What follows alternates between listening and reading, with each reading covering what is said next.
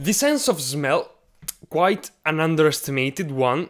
We already know some of its hidden functions. For example, newborns are able to recognize their mother through smell. Partners recognize each other's scent, or in conjunction with the taste to better grab a food's flavor. But then I stumbled upon an article written by Nicolas Guéguen and had an illumination. What if I told you that you can use sense of smell to condition other people's behavior, to increase your sports performance, or, hold tight, empower your problem-solving abilities?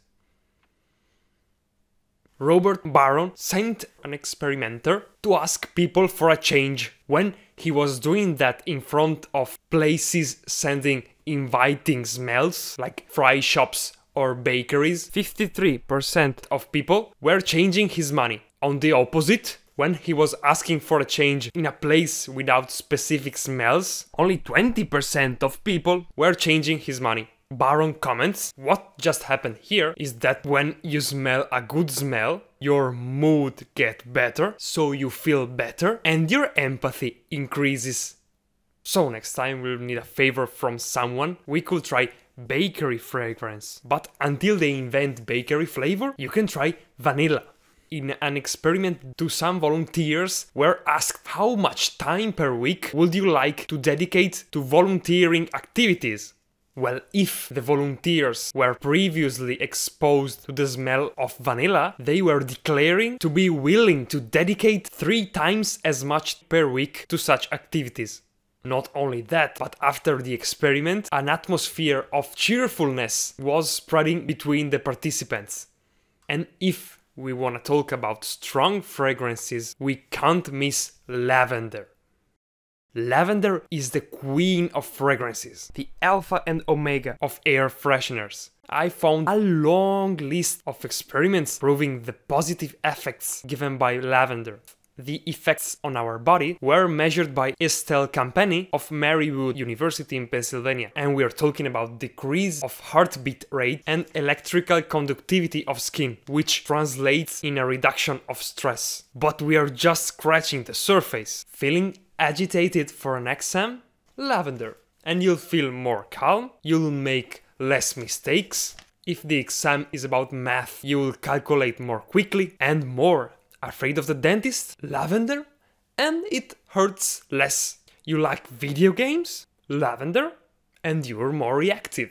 Ecstasy? Paleolithic. Now we have lavender. Okay, now let's say you don't like lavender. Try mint. Brian Rodenbosch, Wheeling University. Lemon and mint both reinforce your vigilance, decreasing your sense of fatigue. Mint in particular, in an experiment, Rodenbosch asked some sportsmen to do some exercises while having some mint-flavored cotton balls attached under the nose. The athletes became more powerful and fast.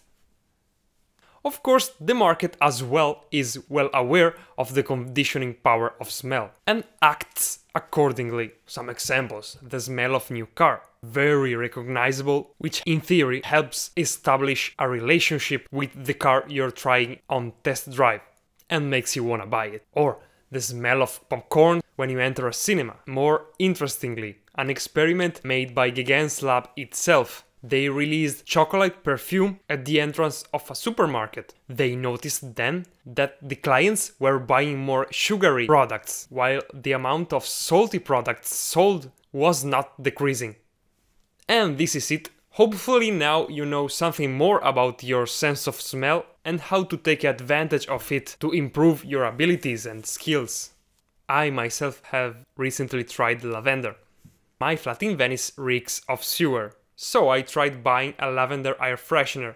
My target was to kill 2 birds with 1 stone, fight sewer smell while increasing my concentration. But unfortunately, my house still reeks of sewage.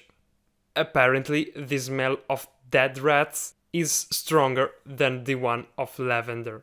But as we say in Italy, everyone has its own cross. Thank you, and see you next time.